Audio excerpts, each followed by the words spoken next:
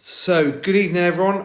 Thanks for joining me. Hopefully, I'm going to fly through the talk tonight, which will give you loads and loads of ideas and a complete picture of what your children are going to take part in when they come down to us at the River Dart. So, there's two companies involved in the trip. You've got CRS Adventures and the River Dart Country Park. CRS Adventures, we deal with all of the activities. So from the moment the children arrive on site, right the way up to the point where we put them back on the coach and they leave. Myself and my wife, Adam, who you can see on the top right there, and our lovely team of staff will look after the children day and night, right the way up until the point we put them back on the bus. We're in charge of all the activities, and we'll look after the children, on the day-to-day running of the site. And then you've got the River Dart Country Park. They deal with all of the food, the accommodation. They've got their own chefs, that kind of thing. And they'll be looking after the house, the cleaning, the bedrooms. The link between the two companies is myself. I own CRS Adventures. I general manage for the River Dart Country Park. So we work really closely together. Accommodation-wise, we've got a 100-bed activity centre. All of the dormitories where the children will be staying are divided into small sections. So you can see on the top left-hand picture there, all of the dormitory beds have their own little cupboards next door.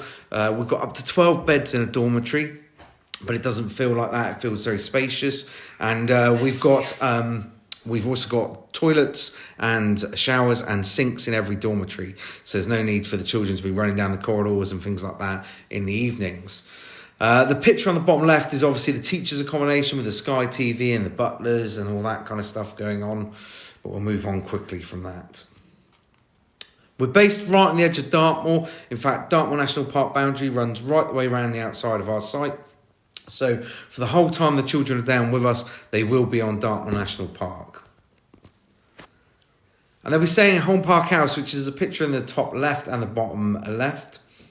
The picture on the top right is the boot room where we go after and before all of our activities to leave all of our wet, muddy clothes, towels to get changed into, things like that. There is a drying room just off that room. There is a communal shower just off that room.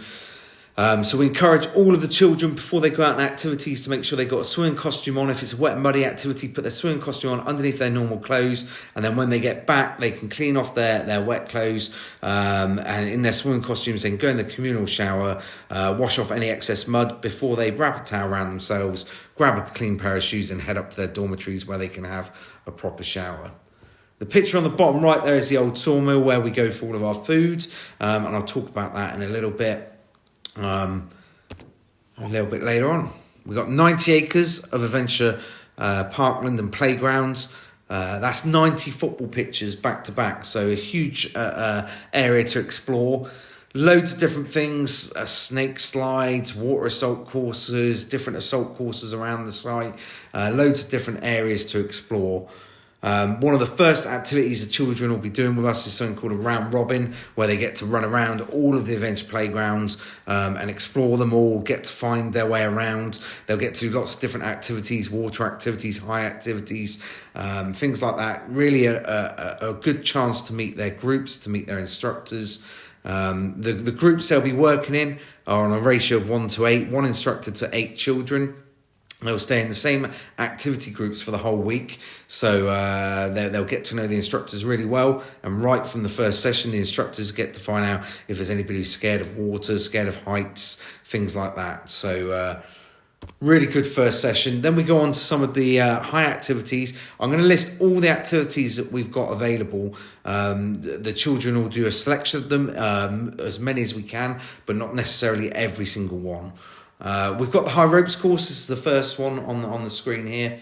And loads and loads of different platforms, loads of different challenges up on the high ropes course. In 2010, we changed it from a clip-on, clip-off system to a continual belay system. So we clip the children on using a spanner. They go all the way around the high ropes course. When they get back down to the floor, we unclip them using a spanner so they're safe all the way around. They can concentrate on doing the activities and actually taking part.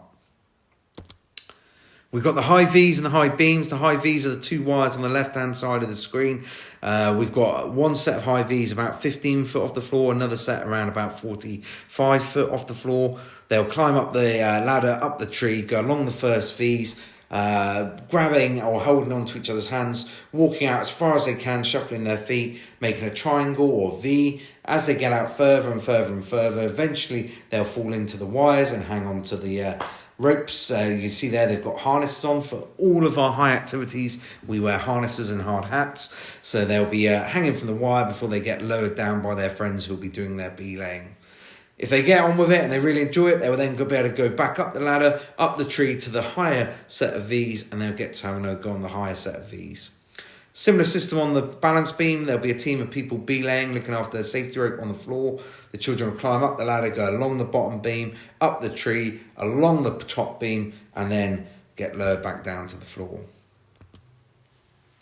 We've got crate building. The children will have 10 minutes to design how they're going to build their best tower they can out of a load of crates. We'll give them 80 crates and working in teams of 3. They'll be harnessed up and strapped into their harnesses. Safety ropes going back to the rest of their groups again that will be belaying. And they'll start the timer and try and get as high as they can. The only rule on crate building is that they've got to be stood on top of the tower the entire time they build it. So as the tower gets higher, they get higher. And they'll build it, as you can see on the picture on the left, working as a team, as you can see in the picture in the middle, until eventually we'll have to clear the crates out of the way. They'll fall off and we'll lower them down to the floor. We've got the zip wire on site. It's 150 metres long. It starts right on the top of our lawns, goes all the way down our lawns. At the fastest point, you'll go over the top of the lakes, the canoeing and kayaking lakes, where you'll be able to look down, wave at all your friends who are canoeing and kayaking. You'll be going down there around about 20-25 miles an hour, and then you'll zip underneath the high ropes course. You'll then be able to look up and wave at all your friends who are on the high ropes course as well. We've then got the pamper pole and the Jacob's ladder. The pamper pole is a 15-foot high telegraph pole. You'll climb up the outside of the pole, stand on the top of the pole, jump off and hit the giant orange ball. We can move the ball closer or further away to make it easier or harder for you. And then we've got the Jacob's ladder, which is a giant ladder made out of telegraph poles. It starts about a foot off the floor. As it goes up, the gap between the runs gets bigger. Working in teams of 3, you'll help each other to start at the bottom and to get to the top as quickly as you possibly can. We then got some wet activities on site. One of them is our raft building. We've got two lakes on site. Both of our lakes, our canoeing lake and our raft building lake, are both fed by the River Dart. So further upstream, we siphon some of the River Dart off. It comes into one of our lakes, then into our next lake, and then eventually flows out and turns our turbine, which gives us free power, which is great. But what's even better for you guys is that means we got fresh water constantly flushing through our lakes. When I say fresh, I obviously mean cold. It's direct from Dartmoor, about half an hour before it's up on Dartmoor, then it comes down to us. So it's nice and cool, same temperature all year round, pretty much the water as it fills our lakes. And you'll get to design and build a raft. You'll get about an hour and a half to design it and build it. You'll then float it onto the lakes, and then you'll get to paddle it and play some games and some competitions against your friends on the lake. We've then got our canoeing and kayaking lake. As I mentioned, it's a lot bigger, it's a lot deeper. You get about an hour and a half in both the canoes and an hour and a half in the kayaks. The kayaks are the single seaters you can see in the middle of your screen. Kayaks are brilliant. We sit on top kayaks, which means if you were to fall in, you would just fall out of the boats. There's no entrapment risks or anything like that. And it's really easy for us to flip them back and to get you back in the boats really quickly. So it's great for rescues. They work exactly like the traditional kayaks, and what I mean by that is they're really, really hard to get them to go in a straight line. They're really, really easy to turn in a circle. So in the hour and a half, you'll get to learn how to paddle them forwards, backwards, play some games, and really get to grips with kayaking. Once you've got to grips with that, we'll then take you out of those boats, we'll double you up and put you into the canoes that you can see on the right-hand side of the picture. They're the big Canadian type canoes. They work exactly opposite. They're really easy to go in a straight line. They're really hard to turn. So working in pairs, you'll then have to learn all the skills again and transfer them into the new boat. We then got caving. We're really lucky on this site. 5 minutes drive down the road, and it's literally 5 minutes drive. You jump in the minibus, you sing the wheels on the bus. By the time you finish the first verse, you arrive at Pridham's-Lee. Pridham's-Lee is one of our well-used caves in our area. The entrance you can see in the middle picture there. It's a huge entrance. You'll go in there for about an hour and a half exploring the caves. It's no longer active, Pridham's-Lee, which means it doesn't matter how much water we get on the surface, i.e. how much it rains, the water in the cave stays the same. It never fills up. So it's a relatively safe cave, but having said that, it's still the wettest and muddiest cave in Europe. So you can see the picture on the right of everyone covered in mud when they come out. You will have suits to put on, so it will protect you a bit, but you will get a bit of mud on your hands and on your face. Once you've been caving, you come out, we'll jump on a minibus, we'll come back to site, we'll clean some kit off, and then you'll go to the boot room where you can have a proper shower, a proper wash before you go up to your dorm, and have another shower to make sure all that mud's off. So lots of showers after caving. We then got our rock climbing and our Dartmoor day. That's a full day out on Dartmoor. 2 groups in the morning will set off from here. They will take with them their bags and they will walk the long walk, which takes them up through the woods, down through the valleys, up onto Dartmoor, eventually ending up at a place called Lee Tor, which you can see in your pictures. Whilst those 2 groups are out walking, the other 2 groups in the morning will jump in a minibus. They'll take the 5-minute drive and they'll head up to Lee Tor. They'll set up some climbing and they'll start the day, and they'll climb and abseil as many times as they can get in on loads of different climbs until lunchtime. And at lunchtime, all 4 groups will come together. They'll sit on Dartmoor, have a packed lunch together, and then they'll swap around. The group that walked out in the morning will spend the afternoon climbing and abseiling. They'll then take the minibus back. And the group that spent the morning climbing and abseiling, they will then take the walk back to the River Dart. In the evenings, we carry on with activities, so it gets to around about 6:45, something like that. And you can see the list of evening entertainments. We'll do things like shelter building down in the woods. We've got dart about, we've got the Jimmo course, we've got mini Olympics, we've got Henbury Walk, we've got the adventure playgrounds. So depending on what we want to do, depending on the weather and depending on the teachers, we could do a whole mixture of different activities in the evenings, where again, you could be working in your smaller groups, or we might group you together and work in bigger groups. So what's it all about? It's all about teamwork. It's all about working together. It's all about working in a different environment with different people that you wouldn't normally work with. Depending on which the activities are, sometimes we select the groups that you work in. Sometimes we let you guys select them. So it can vary, but it's all about working together. It's all about challenging yourselves. And it doesn't matter what sort of challenge you want, whether it's you want to challenge yourself on your heights, whether you want to challenge yourself on going to bed early, whether you want to challenge yourself on the darkness. It doesn't matter what the challenges you face or what they are. Our instructors are here to help you with those challenges. So whatever it is, we'll work with you on those challenges. Hopefully everyone will leave here trying something new. Hopefully everyone will do something they haven't done before. And hopefully people achieve things that they think are unbelievable. So hopefully you'll come back to your parents with lots of stories about things you've done and things you've experienced that perhaps you've not seen or done before. The daily routine is quite strict at the River Dart. You can see it on the board here. Wake up call is at 7 o'clock in the morning. Followed by 7:15 dorm inspections. You do have a bit of time the evening before to make sure your dorms are ready and to make sure you're ready for the morning. And of course, depending on whether you're the first to be inspected or the last to be inspected, you might gain another 5 minutes if you're lucky. Dorm inspections, nothing to worry about. Things you guys do at home every day. We're just checking your beds are made, corners are folded back at right angles, there's no dirt left on the floor, all your clothes are folded up neatly, there's no dirty clothes on the floor, toilets have been flushed, there's no water on the bathroom floor, we do a squeak test on the mirror. You know, all the kind of stuff you guys do every day at home anyway, so nothing to worry about there. We do mark the scores, and they are for everyone to see who's got the nicest and the messiest dorms at the end of the week. 7:45 we go to breakfast. Our food at the River Dart, we've been working on it for years and years. We believe Got it absolutely perfect now. The menus are brilliant. There's always hot food available. There's always cold food available. There's always meat options, vegetarian options at every mealtime. It's good, hearty food. At the end of every single week, we ask for feedback on the teachers, from the teachers and the children. Every single bit of feedback we've had for the last 2 years has only ever been excellent. We cater for different dietary requirements. We operate a card system where when you turn up to get your food, you have to produce your card which says if you've got any dietary requirements. We then point out of your dietary requirements what food you can eat, so you can then pick and choose what food you want to eat. So breakfast, loads of options from cereals to fully cooked English breakfast, to different bits of fruit and stuff. Loads of different drinks available.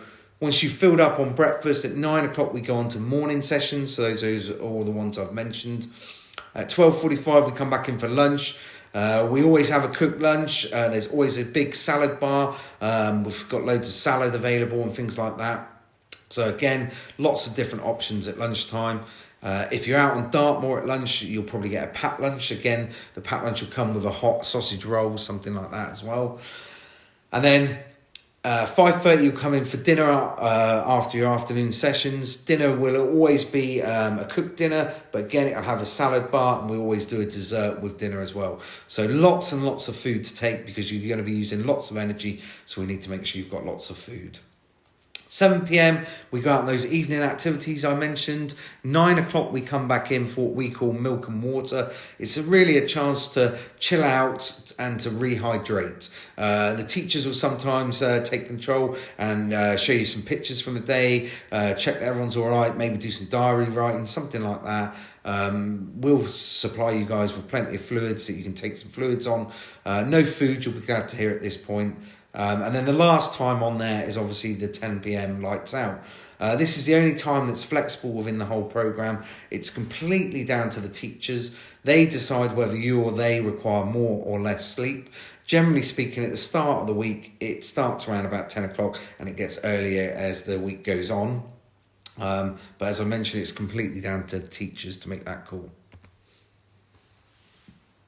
Keeping it safe and activities. Of course, we're a big centre. We need to manage the activities carefully. All the activities get inspected. All the equipment gets checked. Even down to like the trees on site all have to be inspected.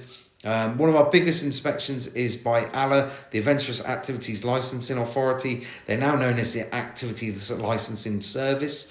They come in every 2 years to do a full inspection on us, and they can do a spot check at any point they want. They check all of our qualifications, they check all of our staffing, they check all of our activities, our equipment, all that kind of stuff that you'd expect, and they give us a license for up to 2 years. We also ask that all our staff have NGBs, National Governing Body Qualifications. If they want to teach a subject, they need to be qualified in that subject they want to teach. So if they want to teach canoeing, they've got to be qualified nationally in a canoeing qualification. If they want to teach climbing, likewise, and so on and so on. As I mentioned at the start of my talk, all my staff stay with their group for the entire week. So they have to be qualified nationally in every single one of the activities that we offer. So a lot of my staff have got loads of experience and loads of qualifications to back that up. We also have internal monitoring. Myself, Claire and Adam, who run the centre, we're constantly around monitoring the children, checking that they are getting what they want from the week. We monitor the weather, we talk to the teachers, and we can make little tweaks in the programme every day. We have morning meetings at 8:30 with our staff where we can feed back any information from the day before. We can make little tweaks in the programme, as I mentioned, just to make sure that everyone's happy and getting everything they want from the week. On top of that, quality of staff and child protection. All my staff have DBS checks. They all have 2 written references, and a lot of my staff have worked for me for years. They've also worked with the school previously as their returning staff, so there's already a rapport there with the teachers. How do we keep it all safe and secure? Well, the house routine and the daily routine are pretty strict. As I mentioned, when the children first arrive, they'll go through the daily routine with Adam on the big screen to make sure they know what they're doing. They'll also go through the house rules and the house routine. It's a working house, so things like shoes have to be worn all the time, no sweets in the house, stuff like that. Then we'll talk about security. So the house is in the middle of the grounds. We have security barriers on the whole of the site. We've got a river running around the whole of the site, which keeps us nice and secure. The house gets locked at night times, so we can get out in emergency, but nobody can get in. The children sleep on the second and third floor of the house. We also have what we call nighttime cover, a duty instructor who sleeps slap bang in the middle of the house between the girls' and the boys' dorms. They're there for all the usual nighttime dramas you'd expect. Teddy can't sleep. Teddy's having a midnight feast. Teddy's having, Teddy's had a little problem, something like that. Maybe Teddy's been sick. Anything really serious like that, we always go and knock on the teacher's door and we ask for their support and ask them to come and get involved. The teachers stay on the same floor as the children, and the children get shown where the teachers' accommodation are and where the duty instructor sleeps, so they can choose which one to knock on first.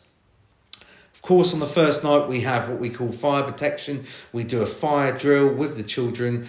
They have to line up outside, and we have to do a roll call to make sure that we've got them all there. We aim to do it in 2 minutes, and we can practice it a couple of times if we need to make sure that we're doing it correctly.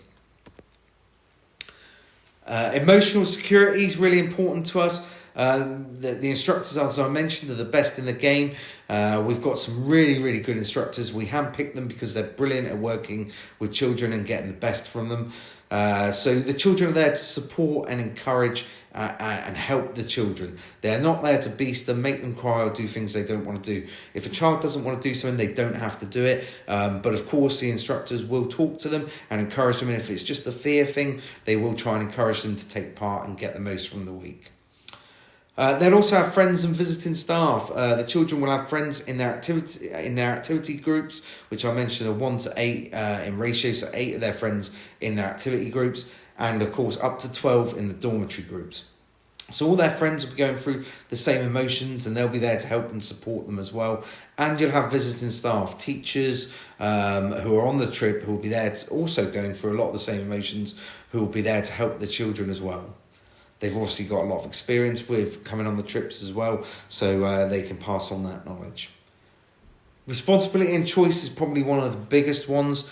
When the children first arrive on site, they are absolutely bombarded with loads and loads of different choices. From the minute they arrive, they've got to make their bed, they've got to unpack their bags, they've got to put their clothes on the shelving, they've got to sort out their wash kit, they've got to choose their first set of activity clothings, they've got to come down to the dining hall and choose which food they want. We absolutely bombard the children with choice. But all their choices that they make come with responsibility as well. You know, they have to make their beds, they have to unpack their bags, they've got to put their activity clothes on, they've got to eat some food. So we absolutely bombard them as the week goes on with loads of different choices and responsibilities. And hopefully, we had a parent once who said to me that they didn't recognise their child at the end of the week. Well, hopefully you'll recognise your child at the end of the week, but hopefully you'll also spot that they have grown up a little bit. So I have flown through my talk, but I do have some commonly asked questions to go through. But, you know, as I'm going through the questions, if you've got any more questions for me, by all means, chuck it in the chat box if you can find it, or wait until after I've finished presenting and I'll come back on and you can ask me them directly to my face. But yes, commonly asked questions. So, first one, and probably the biggest one, mobile phones and cameras. Mobile phones, we banned mobile phones before they were mobile. We've never allowed them on site. It's a policy that I've brought in. I brought it in because of the fact that we look after children in dormitories. Mobile phones these days have cameras, internet access, and other wonderful gadgets which just don't mix well with children and in dormitories. Not to mention they're expensive and they get lost and broken. So we decided they were far too much trouble and we actually banned them as a centre. I haven't met a school or county council who's tried to change my mind on that. And not this year, but last year we had 2 children sent home. One child was sent home because they hid a mobile phone in their bag and it was found by the teachers. Another child, unfortunately, was sent home. They didn't know they had a mobile phone. A parent hid it in their bag and it was discovered, and that got that child sent home as well. So we do take it very, very seriously. So please don't pack mobile phones. Same with any electronic games, anything electronic that needs plugging in, smartwatches, cameras, stuff like that. We get asked a lot about cameras, and we came to the conclusion that it's exactly the same with cameras. These days they're all too clever, and they can link to the internet and send photos and all the rest of it. And actually what we found was, when the children are doing the activities, if they're zipping down the zip line or hanging onto the high ropes course, they haven't got time or the willpower to reach in their pocket and pull a camera out and start trying to take photos. So the teachers go around and take loads of photos, and they make them available at the end of the week to the parents. And we found that the pictures are just far better. You get actual pictures of your children doing activities and not just their mates on the coach on the way home. So no need to bring cameras, no electronic games, no mobile phones. We do have a small shop on site. It's down to the teachers whether or not they're allowing the children in there. Most of the time they don't bother. We've got enough going on, and there's not that much in there to buy, but that will be on a letter from the school whether or not you need a small amount of money or not for any of that kind of stuff. So whatever the school recommend on that, please follow that. And then clothing, you will get a kit list sent out. It was a kit list I designed probably about 20 years ago now, based on the average child for the average week at the River Dart. We haven't had the average child come here yet, and we definitely haven't had the average week weather-wise yet, which is why when you open up that kit list, it will say waterproof hat, waterproof trousers, welly boots, right next to sun cream, sun hat, and water bottles. We need to be prepared for everything. So you will need to bring all of the stuff on the kit list, and I suggest when you're packing it with your child, obviously when you get to the end of the kit list, if you want to add some extras in there, by all means, if you look at your child and think they need some more t-shirts or some more of this, more of that, please put it in. Also, just bear in mind when you are packing that bag and putting the extras in, potentially your child is sleeping 3 floors up in the main house, and I don't carry their bags for them. So that's 3 flights of stairs they've got to get their bag up to the top of. Weather's a really easy one. There is one type of weather that stops us from doing activities. That is thunder and lightning. If we have thunder and lightning, we will stop all activities. We'll do something like the indoor climb wall till it passes. Every other kind of weather, whether it be rain, winds, hailstones, snow, sun, anything else, we carry on. That's why on the kit list it's really important to pack everything on it, because we do keep going. So we're not affected by the weather, although we are sensible, and if we need to take shelter, we will do. Special needs, a really simple one.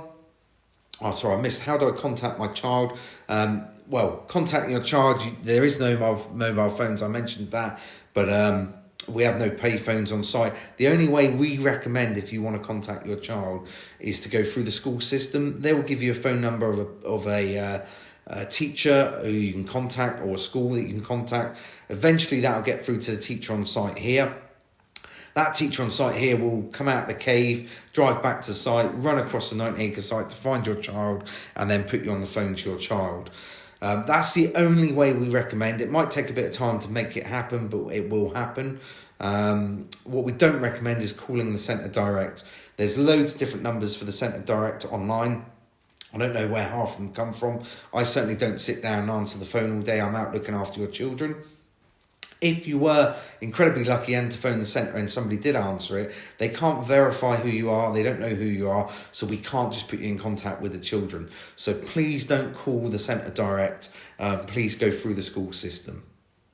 And then special needs, last but not least, it took me years to understand that I own the business so I can do what I like, and what I really want and what I've always wanted is to make this trip achievable by every single person. So it doesn't matter what your needs are, what your child's needs are, whether it's a learning need, a dietary need, a physical need, it makes absolutely no difference to me. If you've got any needs and you're concerned about them, you've got a couple of options. First option is to tell your doctor everything I've told you tonight, and if your doctor makes any recommendations or says your child can come on the trip, get in contact with us, let us know, and we'll see if we can make it possible in whichever ways we can. The other way you can do it is talk to the teachers. They've got loads of experience. They'll tell you whether or not you need to contact us, or whether there's stuff the teachers can put in place or things you can put in place to make it easier or more achievable for your child to come. And last but not least, if the teachers want to, they can contact us, talk to us, and we can talk to you directly to work out anything we need to do to make it possible. It is something we've done in the past. We've contacted parents before the trip, during the trip if need be, just to get information or help on how to deal with different situations. So it's really important when you fill your medical form in, you give us the most up-to-date contact details, because if we've got any problems leading up to the trip or during the trip, we won't hesitate to call your mobiles. So big thank you for listening to me. We have recorded this talk, so hopefully you can watch it again if you need to. There are a few bits of information on here. There's a phone number on there that I said I never answer, so don't worry about that one. Don't copy that one down. There is the River Dart website there. If you love what I've said, or you've enjoyed the pictures and you think you want to come on a family holiday, you can go on the River Dart website. You can book a family holiday, you can book a wedding. We're loads of different things all in one. That's the sales pitch done, that's there. And then you've got CRSAdventures.com. If you want to know more about the activities that we do, if you want to know more about my staff, there's profile pictures and things like that on there. Or if you're just really struggling to get to sleep tonight, you could go on there and read all my risk assessments, and that should help. Thank you very much for listening. As I said now, I'm going to go back and I'll read if you've put any comments in the comment sections, or I'll answer any questions directly. You can put your hand up or unmute yourself and we'll answer any questions.